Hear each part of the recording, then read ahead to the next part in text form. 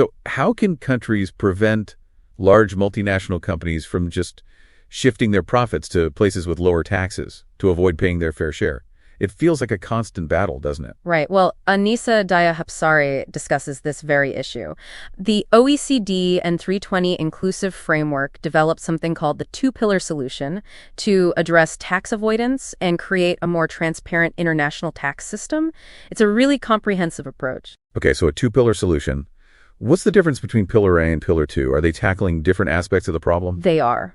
Pillar I aims to reallocate a portion of large multinationals' profits to the countries where they actually operate and earn those profits, even if they don't have a physical presence there. It's about ensuring they pay tax where value is created. That makes sense. So then what's Pillar 2's main focus? Is it related to tax rates or something else entirely? Pillar 2 is all about fair taxation, specifically by implementing a global minimum tax rate of 15% for multinational enterprises with a gross turnover exceeding 750 million euros. It prevents companies from exploiting tax rate differences between countries. Oh, so a global minimum tax.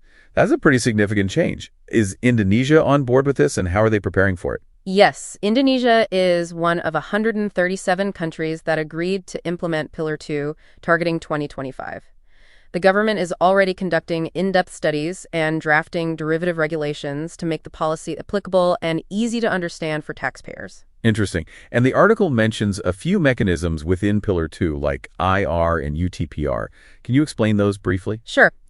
IR, or Income Inclusion Rule, applies an additional top-up tax at the parent company's location if a subsidiary in another country pays very low taxes.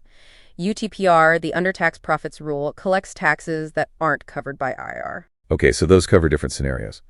Given that Indonesia offers tax incentives, how will they manage the potential conflict with the 15% minimum tax rate?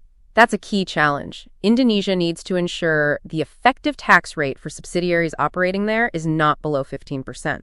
They're also advised to review domestic tax incentives and coordinate with other inclusive framework members to refine the Pillar 2 policy design. It sounds like a complex but necessary step towards a more equitable global tax system. Absolutely. Despite the complexities, Pillar 2 is expected to really improve international tax architecture and support global efforts to prevent tax avoidance. It's a significant move forward.